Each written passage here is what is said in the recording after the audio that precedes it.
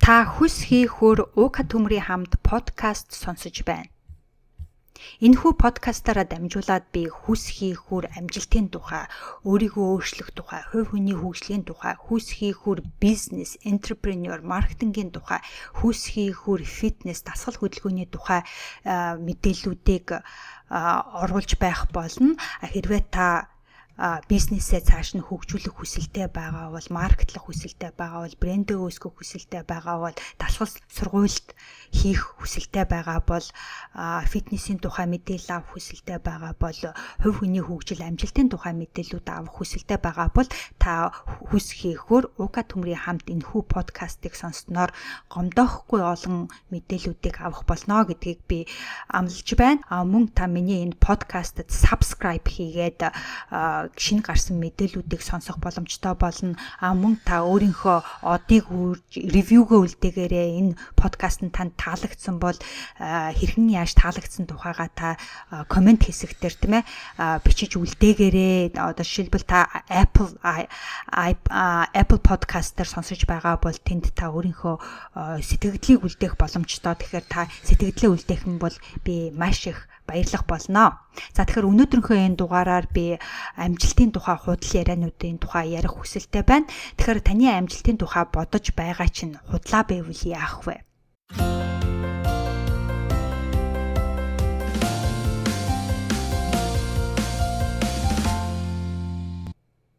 Тэгэхээр хүмүүс амжилтын тухай их олон янзын бодолтой байдаг. Тэгэхээр энэ бодол юунаас үүсэлтэй вэ гэвэл зарим нь хүмүүсийн ярьдаг явган ярианаас их үүсэлтэй байдаг л та.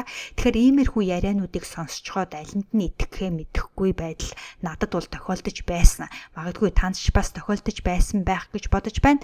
Тиймээс өнөөдөр би эдгээр явган оргүйгээд байгаа яриануудын заримыг нь буюу дөрвийг нь тодотгохоор шийдлээ. Та өргөжлүүлэн сонсноор хэнд итгэх вэ, хэнийг сонсох вэ, аль нь үнэн бэ, аль нь худал вэ гэдгийг эргцүүлэн бодоход туслах байхаа гэж бодож байна. За тэгэхээр эхний худал яриа юу вэ гэвэл азтай цөөхөн хүн амжилтанд хүрдэг гэдэг яриа байдаг. Энэ бол худлаа. Амжилтанд хүрэх боломж хүн бүрт байдаг.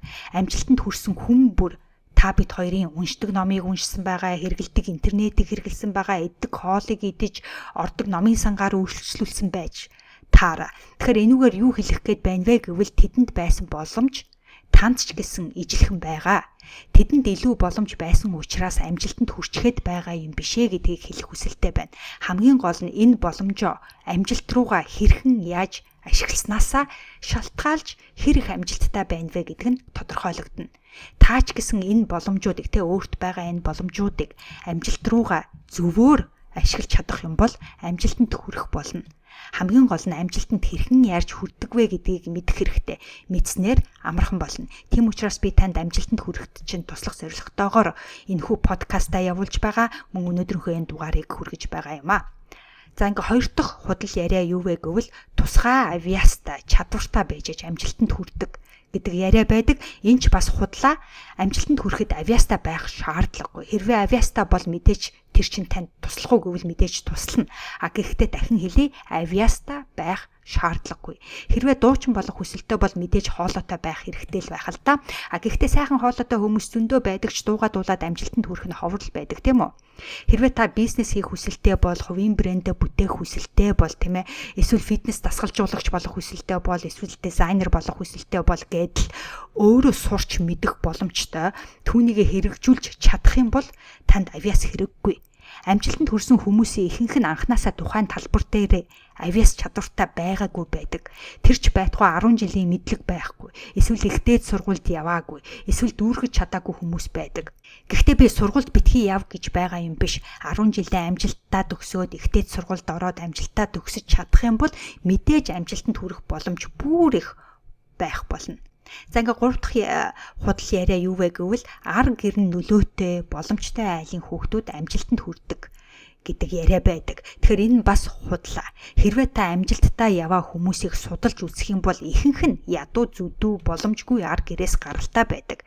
Тэд ар гэрээ тижээх, эсвэл ажлаас ажил руу дамжиж тэндээсээ мэдлэг эзэмшиж, тийм ээ, туршлага сууж амьдралыг ойлгож, амжилтын үндсийг мэдсэн учраас амжилтанд хүрдэг. Ядуу гарлаас амжилтанд хүрсэн хүмүүсийг дурдах юм бол жишээлбэл нөгөө Oprah Winfrey гэж байгаа тийм ээ. Oprah танихгүй хүн гэж байхгүй. Starbucks-ийн эзэн Howard Schultz гэж байна. Дизайнер Ralph Lauren гэж байна. Нөгөө bodybuilding гэж Arnold Schwarzenegger гэдэл бидний мэддэг амжилттай хүмүүсийг дурдж болно. Тэгэхээр ядуу гаралтай учраас амжилтанд хүрч чадахгүй байна гэхийн оронд ядуу гаралтай учраас амжилтанд хүрэх ёстой гэж бодох хэрэгтэй гэж би бодож байна. Ядуу гаралтай бол давуу талууд их байдаг. Жишээлбэл ямар нэгэн зүйлийн үн цэнийг мэддэг болдог тийм ээ. Юмхнаар юм хийчихдэг хийж чаддаг тийм ээ. Илүү бүтээлч болсон байдаг. Амьдралаа өөрчлөх хүсэл эрмэлзэл хүчтэй байдаг. Гарч ирсэн боломж болгоныг голохгүй харин ч түндэ талархдаг.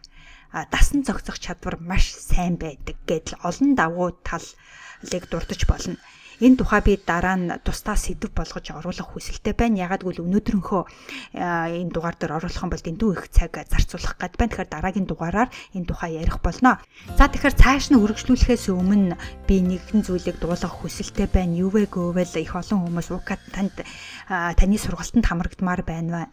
Тэ та яг ямар сургалт явуулаад байгаа юм бэ гэж их асуугаад байгаа надаас сүүлийн үед. Тэгээд би яг ямар сургалт явуулаад байгаагаа тийм тодорхой ерөөсө оруулаагүй юм байна гэдгээ мэдэж авсан. Тийм болохоор би өнөөдөр хэлэх хүсэлтэй байна. Тэгэхээр хүс хийх хүр бизнес entrepreneur маркетингтэй холбоотой сургалт байгаа. Тэр маань Traffic 1.0 гэдэг сургалт байгаа. Хэрвээ та бизнесээ цааш нь хөгжүүлэх хүсэлтэй байгаа бол тийм ээ. Та цаашаа бизнесээ маркетлах хүсэлтэй байгаа бол тийм ээ. Энэ хүү Traffic 1.0 сургалтанд хамрагдаараа маш их хэрэгтэй сургалт байгаа. Тэгээ ямар ч мөнгө зарцуулахгүйгээр органик аргаар өөрийнхөө компанийг, өөрийнхөө бизнесийг, өөрийнхөө бараа бүтээгдэхүүнийг цааш нь яаж олон хүмүүст хүргэх вэ? Вебсайт руугаа хэрхэн яаж олон хүмүүсийг татаж оруулах вэ? Өөрийгөө яаж таниулах вэ? Тийм ээ. Гэх хүсэлтэй байгаа бол энэ сургалт танд туслах болно. Хэрвээ та бизнесгүй тийм ээ. Гэхдээ өөрийнхөө бизнесийг бүтээх хүсэлтэй байгаа, брэндээ бүтээх хүсэлтэй байгаа тохиолдолд тийм ээ хэрхэн яаж юунаас эхлэх вэ? Ерөнхий энэ сошиал медиа хэрхэн яаж явагддаг вэ? Яаж сошиал медиаг ашиглаж өөрийнхөө брендийг бүтээх вэ зэрэг зүйлүүдийг та сурах боломжтой учраас Traffic 1.0 сургалтанд хамрагдах юм бол та энэ бүгдийг мэдэх боломжтой. Тэгэхээр Traffic 1.0 сургалтыг би вебсайтандаа оруулсан байгаа. Тэгэхээр та uka.com руу ороод сургалт меню хэсгээс сургалт гэдэг дээр дарах юм бол та тэнд Traffic 1.0 сургалтыг харах болон тэрэн дээр дараад дэлгэрэнгүй мэдээллийг авах боломжтой. Мөн дараагийнх нь хүс хийх хүр бясалгалууд байгаа. Тэгэхээр uka.com руу ороод бясалгал гэдэг меню хэсгээс бясалгал гэдэг дээр дарах юм бол та миний бясалгалууд руу орох юм байгаа. Тэгэхээр гайхамшигыг өөрөөсөө замдаа, унтахдаа, өөрийгөө хайрлах, сэрэгтэй, боломж гээд бясалгалууд байгаа. Тэгээд ойролцоогоор 10 хэдэн минутны, 8 минутны, 20 минутны тийм бясалгалууд байгаа. Тэрийг та татаж аваад бясалгал хийж эхлэх боломжтой. Тэгэхээр хэрхэн яаж татаж авах вэ гэдгийг бас мөн ялгаагүй. Тэр бясалгалууд uka.com руу ороод бясалгал гэдэг хэсэг дээр дарах юм бол та тэндээс мэдээллийг олж авах боломжтой болно. Ингээд 3 дугаарт хүс хийх хүр фитнесээс гаргасан 2 сургалт байгаа. Энэ нэг нь супер 6 хэвлийн булчингийн хэвлийн булчин хөгжүүлэх тийм ээ 6 булчинтай болох дасгалууд байгаа. Онлайн сургалт 4-7 хоногийн онлайн хөтөлбөр байгаа. Ингээд нөгөөх нь болохоор Maxi 3D буюу өгзөг хөгжүүлэх 6-7 хоногийн онлайн сургалт бас байгаа. Тэгэхээр энэ тухай дэлгэрэнгүй мэдээллийг авах хүсэлтэй байгаа бол uka.com руу ороод сургалтууд гэдэг дээр дарах юм бол та тэнд Traffic 1.0 Супер 6, Maxi 3D сургалтуудтай танилцахаас гадна uka.com руу ороод бясалгал гэдэг дээр дарах юм бол та миний бясалгалуудыг худалдаж авах боломжтой болно. За тэгэхээр цааш нь энэ дугаараа үргэлжлүүлье. Ингээд 4-дүгээрт амжилтанд хүрэх хэцүү гэдэг яриа байдаг. Тэгэхээр энэ бас худлаа яриа. Амжилтанд хүрсэн олон хүмүүс амжилтынхаа төлөө хөдөлмөрлөх хэрэгтэй гэдэг. Хөдөлмөр хүнийг бий болгосон ч гэж бас ярьдаг тийм ээ. Амжилтанд хүрэхийн тулд өгтлээ ажиллах болдог гэж бас боддог тийм ээ. Тийм ч учраас түүнээс нь айгаад амжилтанд хүрэхэд хэцүү гэж боддог. Үнэндээ бол хэцүү гэдэг нь зөвхөн бидний тархинаас гарсан бодол, итгэл үнэмшил байдаг. Тэгэхээр яг үнэндээ бол амжилтанд хүрэх амархан. Яаж амархан болгох вэ гэвэл энэ бодол, итгэл үнэмшлээ өөрчилж дахин програмчлах хэрэгтэй болно. Мөн амжилт руу өөдөө явахдаа мэдээж бид нар нэг өдрийн дотор эсвэл 48 цагийн дотор зүгээр хамаг юм аягаал амжилтанд хүрчин гэж ойлгох байхгүй шүү дээ. Жижигээр явсаар байгаад тэр маань нийлээд том амжилт болдог. Тэм учраас амжилтанд хүрэх хэцүү гэдэг энэ бодлоо өөрчлөх хэрэгтэй. Жишээлх юм бол өндөр уулын оргилд гарахаас өмнө дээшээ хэрвээ тэр уулаа харах юм бол тэр уул руу авирах нь хэцүү санагдаж шүү дээ. Хөөх ямар өндөр уул вэ? Яаж гарнаа? Ямар амар юм бэ гэж бодогдсон шүү дээ, тийм ээ. Гэхдээ доороос нь авираад эхлэхэд тэмч хэцүү ерөөсөө санагддаггүй шүү дээ. Та уулын өөдөө авирч байсан бол сайн мэдчихэл байгаа, тийм ээ. Тэгэл ерөөсөө бүр доороос жижигэн явсараа байгаа л тийм ээ. Явах замдаа бид нар суун, найзуудтайгаа ярьж хөөрн, дунд нь суугаа цайгаа өвн юмаа эдэн гэж явсараа байгаад бид нар уулын орой дээр гардаг. Уулын орой дээр гарахаар ямар сайхан мэдрэмж төрдөг вүлээ, тийм ээ. Тэгэхээр яг л үүнтэй адилхан амжилтанд хүрэх яг энэ уулын өөдөө авирахтай адилхан байдаг болохоор амжилтанд хүрэх тийм хэцүү биш. Жижигээр яваад байх юм бол бид хүрчил таараа мөн амжилтанд хүрэх хэцүү гэдэг тэр бодлоо өөрчилж оюун ухаанаа амжилтанд хүрэх амархан гэдэг бодлоор сольж програмчлах нь чухал байдаг. За тэгэхээр иймэрхүү худал юмд битгий итгээрээ. Итгэснээр та амжилтанд хүрч чадахгүй гэдгийг хэлэх хүсэлтэй байна. Тэгэхээр өнөөдрийнхөө энэ дугаараар 4 зүйлийг оруулаа, худал 4 зүйлийг оруулаа. Нэгдүгээрт азтай цөөхөн хүн амжилтанд хүрдэг гэж боддог. Энэ бол худлаа. Тусгай авяас чадвартай байж амжилтанд хүрдэг гэдэг. Энэ бас худлаа. Ар гэрн нөлөөтэй боломжтой айлын хүүхдүүд амжилтанд хүрдэг гэдэг бас худлаа, бүрч худлаа. Амжилтанд хүрэх хэцүү гэж боддог. Энэ бас худлаа. За тэгэхээр танаас асуух асуулт байна. Та амжилтын тухай иймэрхүү худал яриа сонсож байсан уу? Энэ худал ярианууд дээр өөр ямар худал яриаг та нэммээр байна вэ? Тэгээд хэрвээ та тэр худал яриануудыг сонсож байсан бол тэр чинь юу байсан бэ?